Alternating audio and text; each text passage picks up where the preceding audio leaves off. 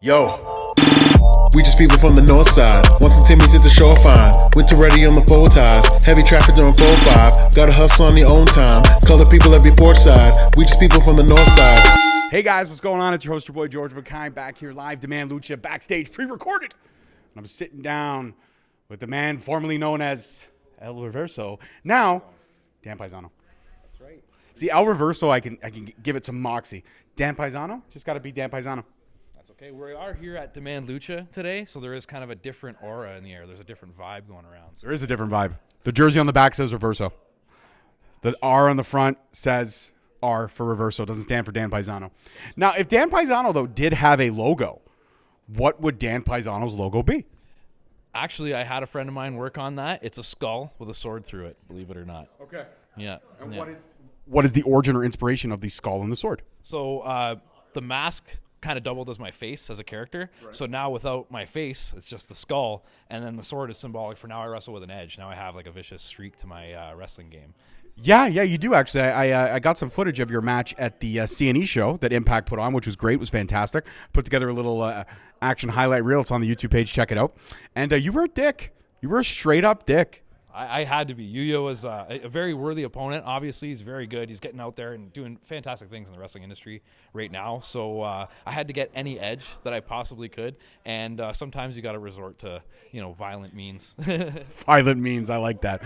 So you've been doing a lot of stuff with Impact. You actually did some stuff at the IPWF show, which was great. I believe you were a ref, right? Yes, that was a lot of fun. I had 2 pins in my right hand, believe it or not, so I broke a bone in the back of my hand, and I had 2 pins that went about that far into my hand, so I wasn't able to wrestle or anything, but they had that one spot available, and I was okay to just take that one bump, so it worked out. It was a lot of fun, actually. It was really, really good. Actually, dude, I had that match with Sheldon and Brian Myers. That was great too. I got that opportunity as well. I forgot about that. You did. Yes, it was good. What's it like working the IPWF show? Because, out in the audience, I was there that night for the show. It was great. Out in the audience, it was fun. Everybody's playing the old school 80s character. It definitely has the 80s vibes. You got Iceman walking around with a bow tie, which is bigger than his own head, which is awesome because 80s bow ties were ridiculously huge back in the day. I still don't know why, but they were. But what's the vibe? Because, even out front, all the wrestlers having a good time.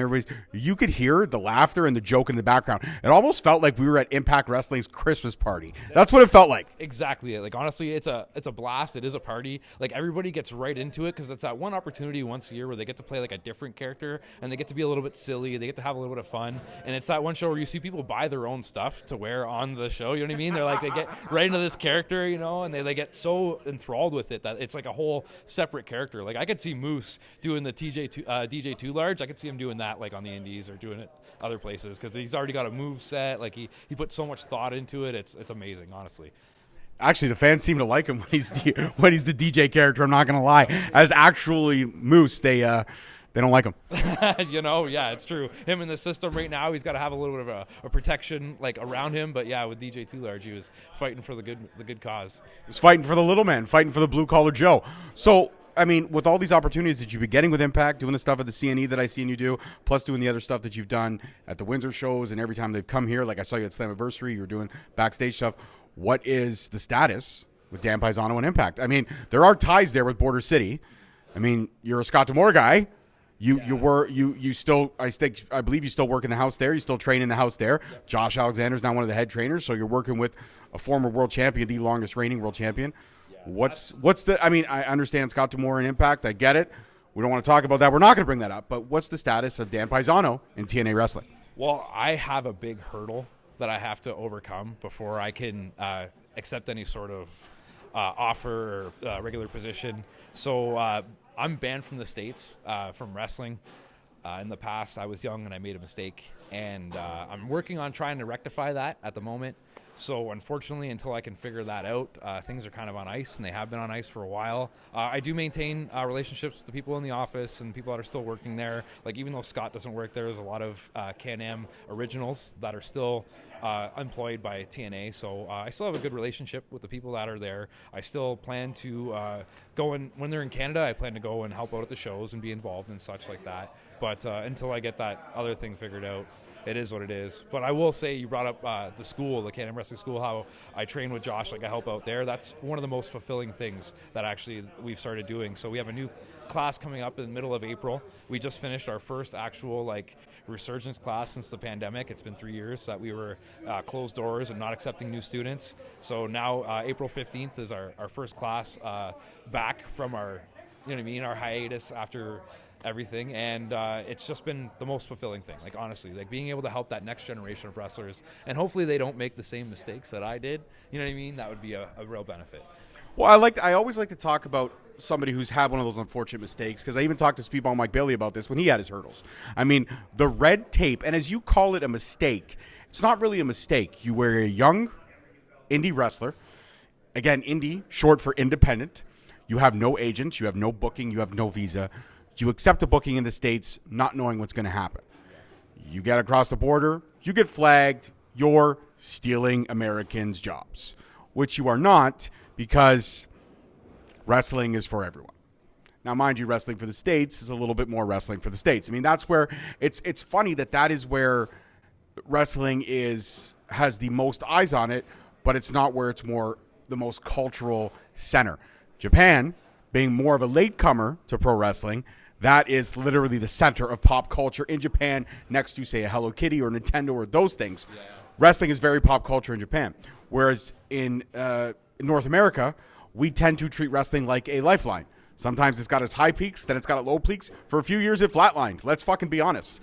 So you made a young, brash mistake. Can I ask what the mistake was? Am I right in saying you took a booking, couldn't get across, and that's what happened? You were blacklisted. Actually, it was I took the booking. I didn't know if I'd even be wrestling on the show. It was like, because I said I was young, so I was searching for opportunities. So when I went over to cross the border, I told the Border Patrol agent that I didn't know if I'd be working on the show, and that was the truth. But the promotion put me on the flyer. I had like some decent pictures and footage that they were able to manage to grab off the internet and such. So they put me on the flyer, and it just looked really bad. Like it was a really awkward situation. So from their perspective, I could see how it would look like that something fishy was going on. But from what I was doing, I was telling the truth. I wasn't making any money. I was just going over. One of my coaches was helping out on the show, so I was just going to ask if there was an opening and an opportunity, a little bit of exposure. And the exact phrase that the Border Patrol agent told me was, the exposure that you're getting over another American wrestler is enough for us to constitute a ban. So unfortunately, that was the decision that they made. And because things looked very fishy and little hairy, they actually stuck a harder ban on there. So I'm banned for life, believe it or not. Yeah. See, that's what I'm talking about. Like, we're talking about minuscule mistakes, a learning curve. I wouldn't even say it constitutes a ban. And I get it. They put you on the flyer, but you were Reverso back in the day. How would they know? Yeah. See, also, like, I spent from 2004 to 2009 wrestling, and then I had a little hiatus from 2009 to 2015. So when they looked at the history, they saw some matches when I was younger. So it looked like I had a little bit more experience than I actually had, and it didn't look like I was coming back into the business. It looked like I was, wrestling from back in the day. So again, like, I could see from their perspective, it did, like, it's hard to, you know what I mean? It's a very awkward situation. Yeah, the evidence was there. I mean, it's almost like, here you go, you got boom, boom, boom. Dead to rights. Yes. That's it. Is what it is. It's like when you see those cop videos on TikTok when they get pulled over. It's like, I caught you doing this, this, and this. Well, I guess you did. Yep. And I have nothing to stand on. Exactly. Or my favorite ones on TikTok are the drunk videos where the person's like, I'm not drunk. They get out of the car and they fall right over. I love those videos. Exactly. I mean, don't drink and drive. I'm not condoning that. But those videos are fucking amazingly hilarious. Definitely be honest when you're crossing the border. I was honest as well, but it just looked like a very awkward situation. Even though I was telling the truth was very awkward, and I didn't know how to handle myself. I wasn't a very confident person back when I was younger, so I just kind of went with the flow and told them, hey, whatever gets me out of the situation faster, I'll sign anything. And that was my downfall in the end. So. Fair enough. I mean, you were young, you make mistakes. Hopefully that can get rectified, because I believe the States does deserve to see Reverso. Now, on to a happier note. Not say that this was an unhappier note. You've really been, I believe, expanding your range as your character development. You shed the mask a few years ago. I was actually in the house. I actually have a Reverso mask signed in my basement, which is a pretty cool piece of memorabilia. What is it about... why was that? And we never talked about that, because I interviewed you before the match. We never spoke after the match. So now I get to ask this question. What was it about that time, that moment, that part of Reverso's legacy that you were like, okay, you know what? It's time to go into phase 2 here. Why was that the right time? believe it or not, it was almost like there was little hints and steps as I was approaching that time frame where it led me to that decision. So I had multiple people come up to me and say, hey, why didn't you ever think of doing this? You know, you might be able to try something new or do something different. And to tell you the truth, like I always tell some of the students, like put yourself in an uncomfortable situation as much as possible, and then you learn from that and you grow. So taking the mask off, it was one of those opportunities to put myself in an uncomfortable situation. Other people were telling me I should try that opportunity, and it just kind of like fell into place as the opportunity was right and everything worked out. And I honestly think that it was the right time because both me and Fuerza, like we took off from there. I feel like we ended up just taking the momentum that we had from that moment and just carrying it forward kind of thing. So. And do you picture anybody else but Fuerza taking the mask from you? If you had a chance to pick any opponent that was hot in Ontario as you two were at that moment in time, is there anybody else that comes to your mind that could be the guy or even girl that could take the mask from you? Or is it always Fuerza every time you look at it? Well, beforehand, I had a list of people where I thought like this would be okay. And actually, believe it or not, one of them was Phil Atlas because we went to high school together. So I always thought that it'd be really cool that we trained together and you know what I mean? But after the fact, like after it's all said and done, there was nobody else but Fuerza. Like that was the right person, the right moment, the right atmosphere, everything. Like in retrospect, it was fate and it happened the way that it was supposed to happen. I like that. I'm a big believer in fate. I don't believe in a lot of other things. I mean, I believe that there is, a heaven and a hell and all that kind of stuff. God, I'm on the fence about, because if there is a God, what the fuck? Why? What did we ever do to you? Straight up, dude. Or lady. Like, what did we ever do to you? But what is next? I mean, we talked about age. I mean, I'm in the 4th decade of my life. You are approaching the 4th decade of your life. Yeah, I love how you have the grin. I'm approaching. Look at me. I'm Dan Pye. Don't do that. Don't do it. Sullying. Sorry, I let the emotion get the best of me there.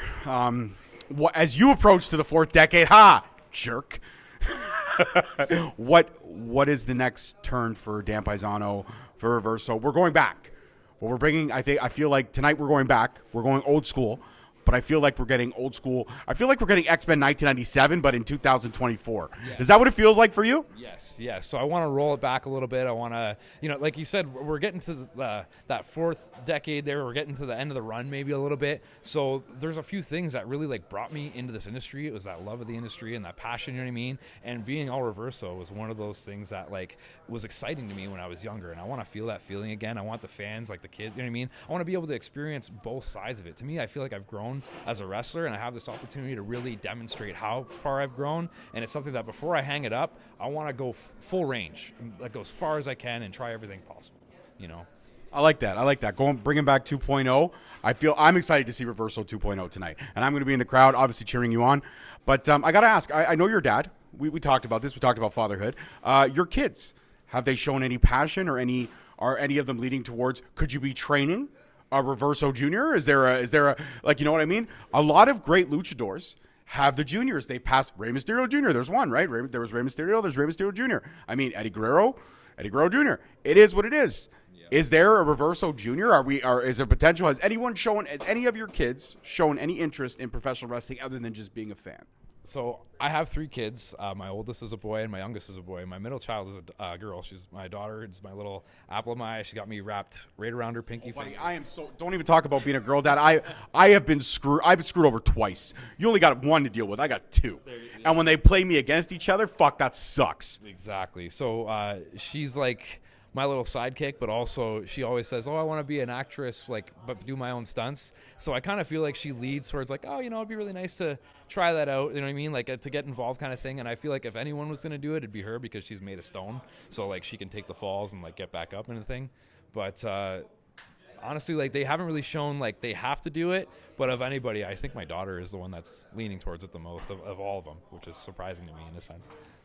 It's surprising, but it's pretty cool, though, right? It's very awesome, yes. She's coming to the shows. She was at the TNA tapings that were just in Windsor there, showing support and everything like that. And she tries to come to as much as possible. And, yeah, she just loves, the atmosphere. She loves being around the people. She likes it more when I'm wearing the mask anyway. So that's probably one of the reasons why, I'm going back to it, too. So, yeah. The cool thing about the Lucha Mask character is that people would say there's not an evolutionary period in a character like that. I mean, the mask is just a mask. But a simple color change in gear can represent you being a good guy, to all of a sudden being a bad guy. And surprisingly enough, it's not the blacks or the grays. If you come out in greens or yellows, and then all of a sudden you come out in reds and purples, it takes a completely different texture in the lucha history. Yeah. And now you've had black and white, you've had the red and yellow, which I have that mask, which is awesome. So you can't wear the red and yellow anymore because I have that mask. It's true. And now you're rocking the blue and the white, which is great. So 2.0, I mean, blue and white, lucha, blue and white walks that line because we've got light and we've got dark represented. So in 2.0 tonight, what are we seeing? Are we seeing the aggressive Dan Pizzano, or are we seeing the Reverso that was always just high-flying, ridiculously entertaining, and put his body at risk even though he had 3 fucking kids at home? It's going to be the latter. So that Reverso, that's high flying, that puts his body at risk. That's the, you know what I mean? That's the energy and the excitement that really brought me into this. That's what I always envisioned myself doing, watching like Rey Mysterio and the Cruiserweights in WCW. That was like the goal for me going back to that. So this Reverso here, it's kind of going back to the roots of like Doug Chevalier, the Canadian Destroyer, was Scott's trainer. So, and he used to wear like blue a lot. And then Owen Hart was a big idol, and I looked up to him obviously in the blue blazer. So that's... We connected on Owen Hart in our first conversation. Exactly. Which you can go through the archives and check out. Shameless plug.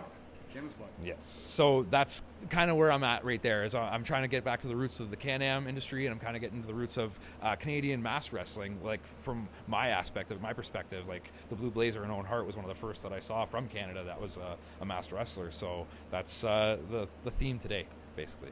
I love that. And I want to talk about Canam before we wrap this up, because I know you got to prepare. Doors are going to be opening soon. Canam, you're helping out Josh Alexander. You're, I guess, coach, trainer, one of them. And you're seeing this next crop of talent coming in, and you're having your first class. And you know in that first class, there's always going to be a standout. Yes. There always is just going to be someone that you know in 6 to 9 months, that girl or guy is going to be greenlit. That talent is going to be greenlit. Are you kind of excited to see if you're going to have that standout right off the hop, or are you excited to see if you have someone who's so green that 6 months later you know you could turn them into just a beast? As a teacher, what do you look for in a student? Like, what are you more excited to work with? Someone you can mold from the ground up, or somebody that just gets it?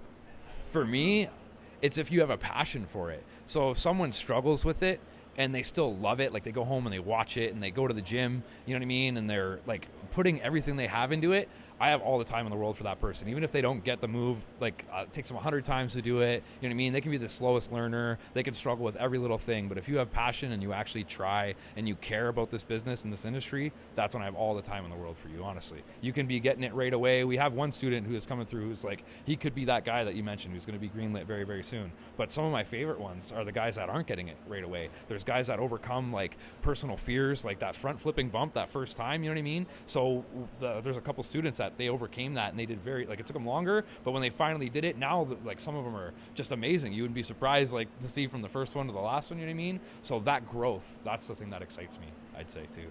I love that. Always great answers from this man. Always great answers. I mean, the taking shots at my age, not so much, but everything else has been really good. I'm old too. Yeah. When you watch this interview, you'll see that one of us is in way better condition than the other. Now, I got to mention this to you. I sat down with Kobe Christ. Oh, excellent. We had a great conversation. We talked about Canam. We talked about Scott D'Amore.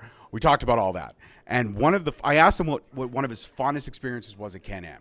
And he said whenever he got to go at you through the ropes and at Aiden Prince, he said you two gave him the hardest, roughest, toughest matches. And he said that Dan Pizzano, or as he said, Reverso in question marks. He actually question mark Reverso. So Reverso, yeah, he might have. Reverso and Prince, they made Kobe Chris who Kobe Christ is today. What do you think about when you hear something like that? That you are responsible for molding arguably one of the biggest stars East Coast Canada has ever seen? Yeah, I'm very flattered to say that, like to hear that, honestly. Me and Prince, we come from like a last crop of those pro wrestlers where they actually tried to wash you out, where we would go into practice every day and get beat up and go home with bruises, and like they'd really make you not want to come back. So we were able to carry over that passion and try and weed out some of the people that had that passion. We didn't necessarily had to beat people up like we did, but we could tell right away who had that. And so because Kobe had that right away, we were able to decipher that, and we were able to stick with it, and you know what I mean, like focus on him kind of thing. So it was honestly like a blessing to be able to have someone like that in the school, and it's flattering to hear that, you know what I mean, we were that imperative to him being who he is now. And you think about stuff like that, like you and Princey, you guys have had battles upon battles. Like you and Princey have that fight forever feel. You guys have been around the block together. Princey just became a dad. Yes. Got the sweetest little girl in the world. Thank God she looks like mom. Thank God she looks like mom. But I mean, when Prince was, you know, I would give Princey advice as best I can. I would be like, listen, I'm a girl dad. You know, you got to be patient. You got to be kind. You're going to have those 3 a.m. wake up calls. You just got to deal with it. Babies are like, they need all the care and attention. And also be sure to lean in and give mom as much time as she can to have those nights off. Because you got to remember, mom's going to be with her more than dad is. That's true. Actually, we got some advice on the road from someone who's been in the business for a very long time, and that was his advice, was make sure you make time for family. Now that you have a little baby girl, they grow up way too fast, and before you know it, you've been on the road for 2 years and they're learning how to walk and you missed it all. You know what I mean? So that was actually like really, really good advice. Yeah. So speaking of that, I wanted to know, you being a dad of 3, and you probably missed out on a few things. Yes. It happens. What was the advice that you gave to Prince? Because I'm sure you and Prince traveled the road together, you work together, you do a lot of stuff together. I'm sure Prince must have came to you for advice. What did you pass on? Any knowledge? Oh, basically just you got to be you. You know what I mean? At a certain point, yeah, like you have to be there for your family. You know what I mean? But also like you have to take time to be who you are, because if you're trying to suffocate yourself for that, you know what I mean? That aspect, like in therapy, they have this like saying where it's like if you're going down in an airplane, you have to put your gas mask on yourself before you're able to put it on your kid, and that's because you have to take care of yourself. So that's one of the things that, like, knowing who he is, he likes to work too hard and he's a selfless individual and he'll put other people first. But I just told him, make sure every once in a while you take time for yourself. You know what I mean? So, yeah. I love that analogy. That actually reminds me of the flip side of the analogy in, did you ever see the movie 4 Christmases? Yes. Okay, remember Vince Vaughn and Reese Witherspoon, they're fighting in the car. And she's like, would you put my mask on for me? And he goes, no, I wouldn't. No, I wouldn't. And the FDA would not want me to either. Yeah, it's true. They wouldn't want me to either. They would tell me to put my mask on first and then put your mask on. I wouldn't do it. I'm not going against. Do you ever watch what the flight attendants do? Do you watch the speech? And it's just, whenever I hear somebody mention that analogy like that, that's the first thing that comes to my mind. No, I wouldn't put your mask on. I put mine on first because that's what I'm supposed to do. That's the way it should be done. That's the way it should be done. And I think that is the perfect way to end this interview. Quoting Vince Vaughn in a Christmas movie in the middle of March. Perfect. All right, before I go, Dan, what is the one piece of advice that you give if I'm a new student walking in or somebody out there wants to become a pro wrestler and they're wondering if it's time to shit or get off the pot? What is the type of advice? Like if a wrestler comes in and says, this is my first class, what is the advice that you give? Because when I was in film school and I was in learning all the stuff that I do now on my side stuff, the one thing I learned was Murphy's Law. Anything can and will go wrong, and you have to be able to adjust. So that's what film school taught me. $20,000, that's all I took away. Now I film everything on a cell phone. What? It's true. Brian's behind me laughing. I made him pop. I never make Brian pop. I made him pop. That was amazing. What advice would you give to a student on the first day of class? I actually have like a little spiel that I tell the kids when we do come in. Oh, hold on. So, this is going to be dramatic. Hold yeah, on. yeah. Here's what we're going to do. We're going to flip this. I'm going to step out. And There we go. Okay. Okay, you just take that. Awesome. So professional wrestling is the hardest thing that you're ever going to do, but it tests your personality, it tests your character, it tests your morals, everything. So if you can survive professional wrestling, anything else out there in life that tests you, you know you can survive that. So if you take anything away from professional wrestling, if you don't make a career out of it, know this, that you can survive and you can overcome. And that's it. Wow. Thank you very much. Guys, that was so passionate. So passionate. It was amazing. Dan Pizzano, El Reverso 2.0 coming tonight. Straight Talk Wrestling. Peace, love, and wrestling. See you guys next week.